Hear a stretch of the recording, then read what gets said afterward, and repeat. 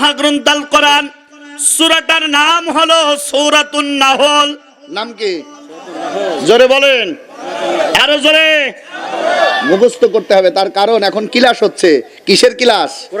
বলেন বলেন বলেন। আল্লাহ রাব্বুল আলামিনের গোলামেরা, এখন আমরা মানুষ, আমরা লাভের দিকেই বেশি চলি, লস হইলে ওইটা কিন্তু নিতে রাজি না। আপনি বলবেন হুজুর, কোরআনের ক্লাস করলে কি লাভ হবে আমার আল্লাহ রাব্বুল আলামিনের বান্দারা? আলোচনা শুরু করার আগেই লাভ আপনাদেরকে একটু জানায় দেই। সূরাতুন নাহল 90 নম্বর আয়াত। আমার একটা বদ অভ্যাস বলেন আর ভালো অভ্যাস বলেন, আমার পূর্বে যারা আলোচনা করে আমি তার দিকটা ধরে একটু চেষ্টা করি আলোচনাটা কাভারাইজ করার জন্য। আল্লাহর বান্দারা, গ্রাম্য অঞ্চলে যেটাকে বলায় আল্লাহর বান্দারা, দেখবেন টিনের বাড়ি যেগুলো আছে, চারিদিকে টিন সাজানোর পর উপরে যেইটা দেয় ওইটার নাম কি? হ্যাঁ, আমাদের এলাকায় বলে মটকা। কি বলে? মটকা। আপাতত আমি তো সময় পাবো না, দেখা যাক কতটুকু মটকা মারা যায়। আর বাকিটা আমাদের আরেকজন মেহমান আছে, তিনি বলবেন। আল্লাহ কবুল করুক, বলেন আমিন। আল্লাহর গোলামেরা, সূরাতুন নাহল 90 নম্বর আয়াত। এই আয়াতের ভিতরে 3টা আদেশ আর 3টা নিষেধ আছে। বলেন তো দেখি, বিষয় হলো কয়টা? 3 আর 3, একটু সারা শব্দ দেবেন ভাই। কয়টা? 6টা। আল্লাহর গোলামেরা, এই 6টা বিধান যারা মেনে নেবে, আমি আজকের এই কোরআনের আয়াত দিয়ে আপনাদেরকে বুঝাই দিতে চাই। তাফসিরে জালালাইন যারা পড়েছেন, আল্লাহর নবী সাল্লাল্লাহু আলাইহি ওয়াসাল্লাম তিরমিজি শরীফের হাদিস দিয়ে বলতেছেন, এই 6টা বিধান যারা মেনে নেবে, ও আওয়ামী লীগ হইলেও জান্নাতে যাবে, বিএমপি হইলেও জান্নাতে যাবে, ইমাম হইলেও জান্নাতে যাবে, চেয়ারম্যান হলেও জান্নাতে যাবে, মেম্বার হলেও জান্নাতে যাবে। আল্লাহর গোলামেরা, টুপিওয়ালা দাড়িওয়ালা হোক আর না হোক, এই 6টা বিধান যারা মেনে নেবে, আল্লাহর 10টা জান্নাতের দরজা আমার আল্লাহ তাদের জন্য ওয়াকফ করে দিবে। যেভাবে আওয়াজ দিলেন মনে হচ্ছে চেয়ারম্যানের দিয়া রিলিফের কার্ডের চাইতে এটা দাম কম। হ্যাঁ, তাহলে আরেকটু আওয়াজ দিয়ে বলেন আল্লাহু আকবার। আল্লাহর গোলামেরা, কান্তবীরা পঞ্জনী আমার, এই 6টা বিধান যারা মেনে নেবে, আমার আল্লাহ এই দুনিয়ার ভিতরে 5টা বিপদ থেকে মুক্তি দিবে, আর একটা সুবিধা আমার আল্লাহ করে দেবেন। যেই সুবিধার বদৌলতে দুনিয়ার মানুষ যখন মৃত্যুবরণ করবে, ওই সময় তার আগ দিয়ে এই দুনিয়ায় থাকাকালীন জান্নাতের দরজা তিনি দেখতে পাবেন। আল্লাহর বান্দারা, মানুষের বিপজ্জনক জায়গা হলো 5টা। 1 নম্বরে মৃত্যু, জবান খুলে বলেন 1 নম্বরে কি? 2 নম্বরে কবর, 3 নম্বরে ফুলসিরাত, 4 নম্বরে হাসর, আর 5 নম্বরে মিজান। এই 5টা জায়গায় এই 6টা বিধান মানলে পরে আমার আল্লাহ নিজের কুদরতি রহমতের চাদর বিছায় দেবেন। আল্লাহর বান্দাগুলো, আল্লাহর গোলামেরা, পলকেই তারা এই জায়গাগুলো পার হয়ে যাবে। আর একটা ব্যাপার, এই আয়াত যারা মেনে নিতে পারবে, সূরা নাহলের 90 নম্বর আয়াত। আল্লাহর গোলামেরা, আল্লাহর নবী বলেন, ও দুনিয়ার মানুষেরা, তোমরা যখন মারা যাও, আমাদের সামাজিকভাবে বলে মরতে যখন যাবে, মরাকালীন আমরা হুজুর ডাকি, মুয়াজ্জিম ডাকে, কিংবা মাদ্রাসার ছাত্রদেরকে ডাকি। কি জন্য ডাকি? একটু কালেমা পড়ায় দাও, ইস্তেগফার পড়ায় দাও। আল্লাহর নবী বলেন, এই আয়াত যারা মেনে নেবে, ওদের কাউকে লাগবে না, ইমাম লাগবে না, মুয়াজ্জিম লাগবে না। আল্লাহর বান্দারা, এই দুনিয়ার কোন কোরআনের হাফেজের দরকার নাই। এই আয়াত যারা মেনে নেবে, আল্লাহ 70,000 পর্দাকে ভেদ করে দেবেন। আল্লাহর নিজের কণ্ঠটাকে আল্লাহর ওই বান্দার কানের ভিতরে ঢুকায় দেবেন। আর আল্লাহকে ডাক, আল্লাহ তার বান্দাকে ডাক দিয়ে বলবেন, ও বান্দা পড়, আমি তোর রব। আশহাদু, পড়েন, আশহাদু আল্লাহ ইলাহা ইল্লাল্লাহু আহাদাহু লা, পারেন না? পারেন না? লা শারীকা লাহু ওয়া আশহাদু আন্না মুহাম্মাদান আবদুহু ওয়া রাসূলুহু লা ইলাহা, জোরে, লা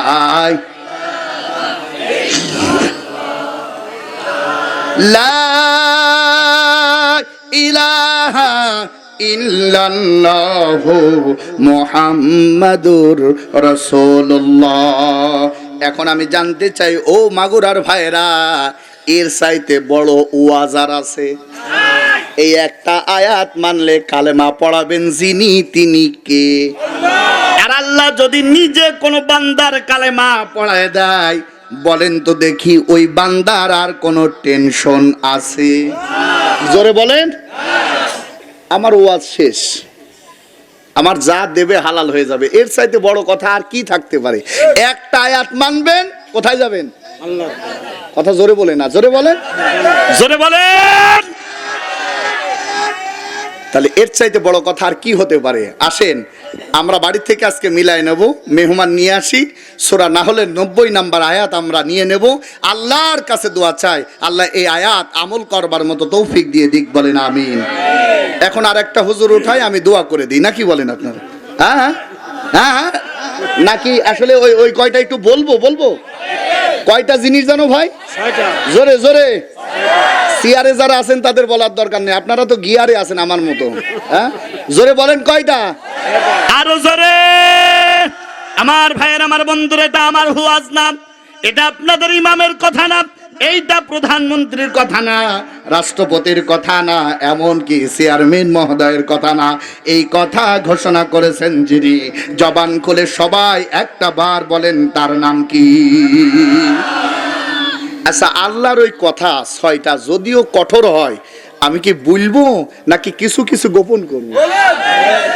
যদিও আপনারা দাওয়াত দিয়েছেন, আপনাদের অনুমতি ছাড়া তো কথা বলা যাবে না, কারণ আমরা জানি মনে বড় জ্বালা পাঞ্জাবিওয়ালা। হুজুর নিয়েই হইলো যত জ্বালা। আল্লাহ, যাদের ভিতরে জ্বালা আছে পানি দিয়ে ঠান্ডা করার ব্যবস্থা তুমি করে দাও। তার কারণ গোটার বাংলার জমিন মুসলমানের জমিন, বাংলার জমিন শাহজালালের জমিন, বাংলার জমিন শাহ মাকদুমের জমিন।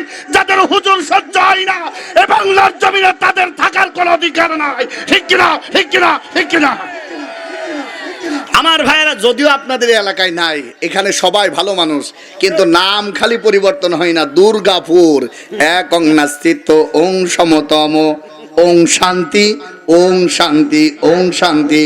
যদিও মুসলমানের বসবাস বেশি হয়, নাম থাকার দরকার ছিল ইসলামপুর। কথা বলছেন না কেন? যদিও আগের থেকে হয়ে আসছে তো এই জন্য এটা পরিবর্তন করা সম্ভব নয়, কিন্তু আমরা দুর্গায় বিশ্বাসী না, আমরা ইসলামে বিশ্বাসী। কথা জোরে বলছেন না কেন? জোরে বলেন, ঠিক কিনা? আসেন আমার ভাইয়েরা, তাহলে বিধান কয়টা? 6টা। বিষয় কয়টা? আসেন, আল্লাহ রাব্বুল আলামিন কি সেই বিষয়গুলো দিলেন? আমি জানি সবগুলো আপনাদেরকে বোঝাতে পারবো না, কিন্তু একটা বিষয় আজকে বুঝায় দেব। আল্লাহ দলমত নির্বিশেষে যেন কবুল করার মতো তৌফিক দিয়ে দেন, আমল করবার মতো সুযোগ আমাদেরকে করে দেন, বলেন আমিন। ইন্নাল্লাহ ইয়া'মুরু বিল আদলি ওয়াল ইহসান। ইন্নান্না কান্না লাকিন্না লাইতা লাআল্লাম হরফে মুসাব্বাব ফি ফেল। এখানে উলামা হযরত আছেন, এই জন্য এই কথাগুলো বলতেছে। আল্লাহর বান্দারা, এই হরফে মুসাব্বাবিল ফেলের কোনো একটা যদি ফাইলের আগে আসে বা বাক্যের আগে আসে, ওই আয়াতটা আরো জব্দ করে আমার আল্লাহ রাব্বুল আলামিন ডাক দিয়ে বলে, ইন্নাল্লাহা, নিশ্চয় আল্লাহ, নিশ্চয়, বলেন বলেন বলেন, নিশ্চয়, নিশ্চয়, ইয়া'মুরু মানে আদেশ করছেন। আল্লাহর বান্দারা, এই দুনিয়ায় যারা মুমিন, যারা মুত্তাকি, যারা টুপিওয়ালা, যারা দাড়িওয়ালা, যারা মরে গেলে জানাজা দেওয়া লাগে, আমার আল্লাহ ওই মানুষদের জন্য আদেশ করতেছেন। 1 নম্বরে জান্নাতে যেতে হলে আমরা জানি, হাদিসের ভিতরে শুনছি, মিফতাহুল জান্নাতিস সালাহ, নামাজ বেহেশতের চাবি। কিন্তু আমি জানতে চাই, এমন একটা চাবিও কি পাইছেন যার দাঁত নাই? আছে আছে না? প্রতিটা চাবির কিন্তু দাঁত আছে। এই জান্নাতের যে চাবিটা আমার আল্লাহর নবী ঘোষণা করেছেন, আমার আল্লাহ কোরআনের 6টা দাঁত দিয়ে দিয়েছেন। ওই নামাজিদের ভিতরে এই 6টা দাঁতওয়ালা চাবি যদি না থাকে, যদি লেবেল দাঁত থাকে, লেবেল চাবি থাকে, ওই চাবি থাকবে কিন্তু শুধু গুতাগুতি হবে, খুলবে না। কথা বলছেন না কেন বলেন? এই জন্য ওই চাবির ভিতরে দাঁত থাকবে কয়টা? জোরে জোরে। তার মানে দাঁত ওরা নামাজিরাই যাবে জান্নাতে। যে নামাজির এই 6টা দাঁত থাকবে না, ওর নামাজ মসজিদের ছাদের উপরে ওঠার সম্ভাবনা নাই। আসেন, এই জন্যই তো বলি, যেহেতু আমি কুষ্টিয়া এলাকার লোক, মুসলমানদের এই দুর্দশা দেখে শুধু ওই লালনের টান দিতে হয়, জাদ গেল বলি। আছে না নাই? সময় কম আমার ভাইয়ের। 1 নম্বরে হলো আদল। 1 নম্বর কি ভাই? জোরে জোরে জোরে। আল্লাহ রাব্বুল আলামিন বলেন, ইয়া'মুরু বিল আদলি ওয়াল ইহসান। 1 নাম্বার, এই জবান খুলে সবাই বলেন, 1 নাম্বার চাবির দাঁতের নাম হলো আদল। জবান খুলে বলেন, নাম কি সবাই? আইন দাল লাম আদলুন। আদল যারা করবে না, ওদের নামাজ আল্লাহর দরগায় কবুল হবে না। আদল যারা করবে না, ওদের সাদকা আল্লাহর দরগায় কবুল হবে না। আদল যারা করবে না, ওদের টুপি দাড়ি জুব্বা আল্লাহর দরগায় কবুল হবে না। ঠিক কি না? আদল হলো আরবি শব্দ। নির্ভয়ে, আমি কি একটু বাংলা করব? নির্ভয়ে না ভয়ে? ভেজাল আছে কিন্তু বলবো। আদল শব্দের প্রায় 99টা অর্থ আছে। আমার এই ছোট্ট ডায়েরির ভিতরে আদলের প্রায় 70টা অর্থ আমি খুঁজে পেয়েছি। আল্লাহর বান্দারা, আদলের 1 নাম্বার বাক্য, 1 নাম্বার শাব্দিক অর্থ হলো ন্যায় বিচার করা। একটু জবান খুলে বলেন, জান্নাতে যেতে হলে 1 নাম্বার চাবির দাঁত লাগবে, ওইটার নাম কি? জোরে জোরে, এই জোরে বলেন। এখন জানতে চাই, ন্যায় বিচার আমাদের সমাজে কম না বেশি? আপনাদের এদিকেও কম? হ্যাঁ? আল্লাহর বান্দারা, একান্ত প্রিয় আপনজনের আমার, আসেন, যাদের ভিতরে ন্যায় বিচার নাই, ন্যায় বিচারের সাপোর্ট নাই, আল্লাহর কসম করে বলি, ও যদি 100 বার তাহাজ্জুদ গুজারিও হয়, ও যদি 100 বার আল্লাহর ঘর তাওয়াফ করে, আদল যদি না থাকে, আল্লাহর এই কোরআনের আয়াত যদি সত্য হয়, তাহলে আমি আজকে আপনাদের কাছে ফতোয়া দিয়ে গেলাম, ওদের নামাজ, রোজা, হজ, যাকাত আল্লাহর দরগায় কবুল হওয়ার সম্ভাবনা না। আজকে গোটা বাংলার জমিনে যদি আদল থাকতো, আলেমেরা জেলখানায় থাকতো না। আদল যদি থাকতো, কোরআনের আইনের উপরে বাধা দেওয়া হতো না। আদল যদি থাকতো, হুজুরদের ধরে ধরে জেলখানায় অন্ধ প্রকাশ্যে রাখা হতো না। আদল যদি থাকতো, নাচ গান বন্ধ হতো, আর কোরআনের আইন জারি হতো। ঠিক কিনা? আদল যদি থাকতো, আল্লাহর বান্দারা, মুসলমানের দেশে টুপি দাড়ি জুব্বার কোরআন নিয়ে কারা তামাশা করার সুযোগ থাকতো না। আওয়াজ দিয়ে বলেন ঠিক কিনা, জোরে বলেন। প্রতিটা পরতে পরতে ন্যায় বিচারটা আমাদের বড় অভাব। কথা বলছেন না কেন ভাই? ভয় পাচ্ছেন আপনারা? কোনো ভয় নাই। জীবন দিয়েছেন কে? জোরে বলেন সবাই, জীবন দিয়েছেন কে? ওই আল্লাহর জন্য যদি বাঁচতে হয়, 1 মিনিট যথেষ্ট। ঈমান নিয়ে বাঁচতে চাই, ন্যায়ের পক্ষে থেকে বাঁচতে চাই। ঠিক কিনা, জোরে বলেন। নামাজ আছে, রোজা আছে, হজ আছে, যাকাত নাই, কিন্তু অন্যায় হচ্ছে। অন্যায়ের বিরুদ্ধে রুখে দেওয়ার শক্তি নাই। তুই আসলে মুসলমান না, মুনাফিকের বাচ্চা। সেটা যে অন্যায় হোক না কেন। আল্লাহর নবী বলেন, সাহাবীরা শোনো, ঈমান কাকে বলে জানো? হাদাল ঈমান মা মানাল ঈমান। ঈমান কাকে বলে জানো? ঈমানদার কাকে বলে? আমি একটা বাক্যে বলে দিই, শুনে নাও। ভালো কাজ দেখলে যদি আপনি আমি আনন্দ পাই, ওইটা হলো ঈমানদার। কথা বলছেন না কেন? আর অন্যায় কাজ দেখলেই যদি আমি কষ্ট পাই, বাধা দেওয়ার পরিকল্পনা তৈরি করতে পারি, মনে করতে হবে এটা ঈমানদার। আর অন্যায় কাজ করার পরেও যারা মজা মারে, আনন্দ পায়, মনে করতে হবে ওর পাঞ্জাবি টুপি দাড়ি থাকলেও ও বেঈমান। কথা জোরে বলছে না কারণ? জোরে বল ঠিক কিনা? আল্লাহর গোলামেরা এখন অন্যায় কাজ করার পরে আনন্দ পায়।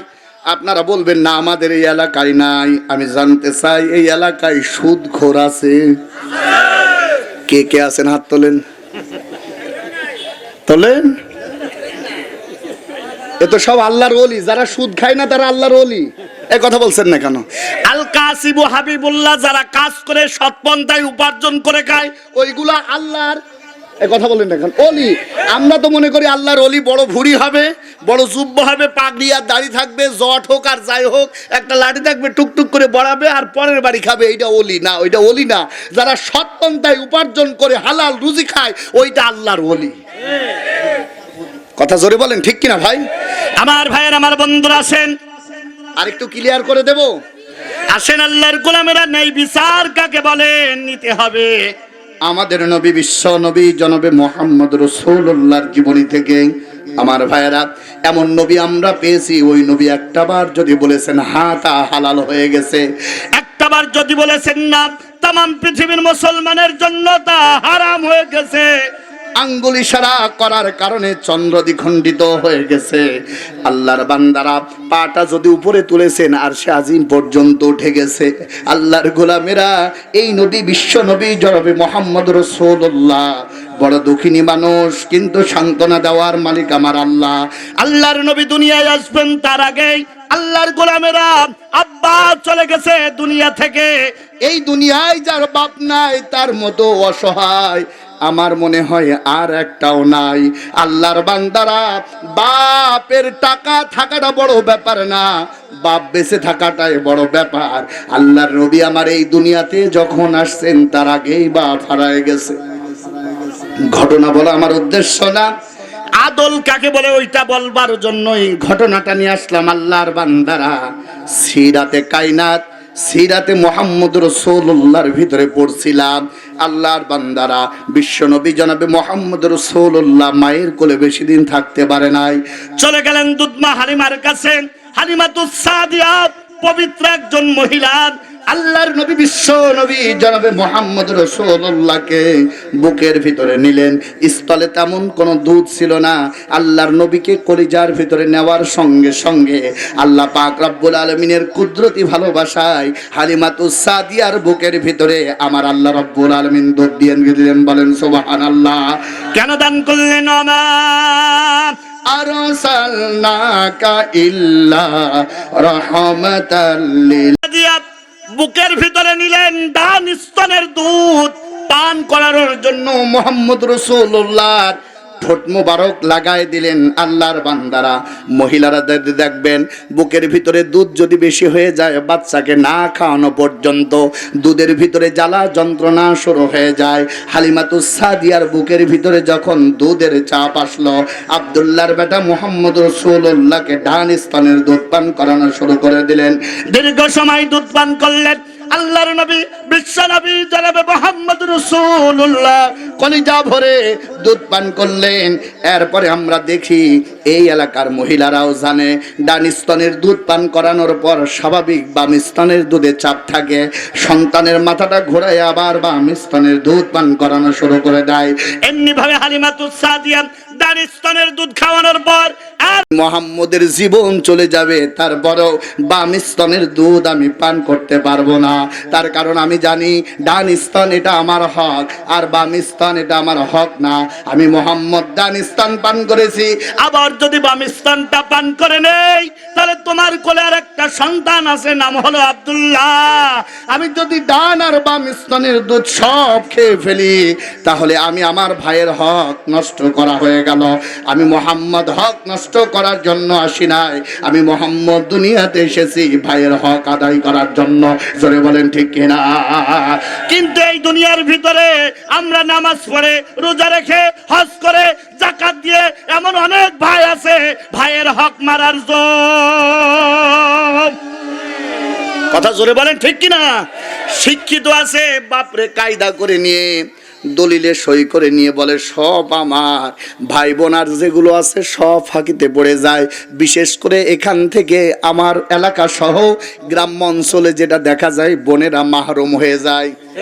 কথা জোরে বলেন ঠিক কিনা? আল্লাহর বান্দারা, এমন অনেক ডাকাত বাপ আছে ছেলে সন্তানগুলোকে ভাগ বন্টন করে দেয় আর মেয়েরে বলে মা তোরে দোয়া করে দিলাম যা। দোয়া না, এটা হলো আল্লাহর বিধান। ছেলে যদি পায় এক, মেয়ে পাবে অর্ধেক। বলেন কিন্তু দুনিয়ার ভাইয়ের আমার, একান্ত আপনজনে আমার এমন অনেক দৃষ্টান্ত আছে। হাজী সাহেব মেয়ের হক ফাঁকি দেয়, কথা জোরে বলছেন না কেন? এইটা হলো অন্যায়, এটা হলো আদলের বিপরীত। এই আদল যারা বাস্তবায়ন করবে না, ও যে ধরনের লোক হোক, ওগুলো সব যাবে আল্লাহর জাহান্নামে। এইবার আসেন আমার ভাইয়েরা, এই দুনিয়ার ভিতরে এমন অনেক দেখেছি দলীয় কারণে রক্তের সম্পর্ক ভুলে যায়, দলীয় কারণে নিজের আপন ভাইকে পর্যন্ত ইসলামী আন্দোলন করার কারণে, নামাজ পড়ার কারণে পুলিশ যে মামলা দিয়ে, দলীয় পাওয়ারের কারণে তাদেরকে মামলা দিয়ে দেয়। এইটাও এক ধরনের অন্যায়, ঠিক কিনা? আমার ভাইয়েরা, এই জন্য আল্লাহর নবী বলেন এক নম্বরে আদল বাস্তবায়ন করা লাগবে। আমার ভাইয়েরা, আমার বন্ধুরা, আদল যেখানে নাই ওই জায়গায় আল্লাহর রহমত। জোরে বলেন। খারাপ লাগছে আপনাদের? আল্লাহর গোলামেরা আসেন আর একটু সহজ করে দেয়। বদরের যুদ্ধ হলো এই দুনিয়ার ভিতরে ইসলামকে উড্ডীন করার জন্য সর্বপ্রথম যে যুদ্ধটা হয়েছিল ওইটার নাম বদর। 313 জন মুসলমান আল্লাহর বান্দারা, 8টা অস্ত্র ছিল তাদের, একটা ছিল উট। আল্লাহর গোলামেরা 14 জন শাহাদত বরণ করেন। পক্ষান্তরে কাফের বেঈমান যারা ছিল, খুব ভালোভাবে লক্ষ্য করেন আমার ভাইয়েরা, 1000 কাফের সৈন্য, সবার হাতে অস্ত্র আছে। আল্লাহর বান্দারা শুধু তাই নাই, 70 জন মারা গেল, জাহান্নামে চলে গেল। এই 70 জনের ভিতরে অন্যতম যিনি ছিলেন তার নাম হলো আবু জাহিল্লা। আর 70 জন মুসলমানদের কাছে বন্দী হলো। এই 70 জন যারা বন্দী হয়ে গেল, এই 70 জনের ভিতরে আব্দুল্লাহর বেটা মুহাম্মদের চাচা ছিলেন, তার নাম হচ্ছে আব্বাস ইবনে আব্দুল মুত্তালিব। এই আব্বাসও তার ভিতরে আছে। আব্বাসের চেহারাটা এত সুন্দর ছিল, সুন্দর মানুষকে যদি চড় দেন আঙ্গুল বসতে সময় লাগে না, চিহ্ন দিতে সময় লাগে না। আল্লাহর বান্দারা, প্রতিটা আসামিকে আল্লাহর গোলামেরা দড়ি দিয়ে, ওই দড়িটা ছিল খাজুরের বাকল, খাজুরের বাকল দিয়ে টাইট করে বেঁধে রাখা হয়েছে। আব্বাসের নাতুস নুতুস চেহারা, আল্লাহর বান্দারা, ওগো আল্লাহর গোলামেরা, এত সুন্দর গোশতওয়ালা শরীর ছিল, যার কারণে বাঁধার কারণে, টাইট করে বাঁধার কারণে আল্লাহর বান্দারা রশিটা গোশের ভিতরে ভেদ করার কারণে চিৎকার দিচ্ছে আল্লাহর গোলামেরা। আব্দুল্লাহর বেটা মুহাম্মদ রাসূলুল্লাহর মন হলো নরম। আল্লাহর বান্দারা, তার কারণ আমার আল্লাহ বলেন,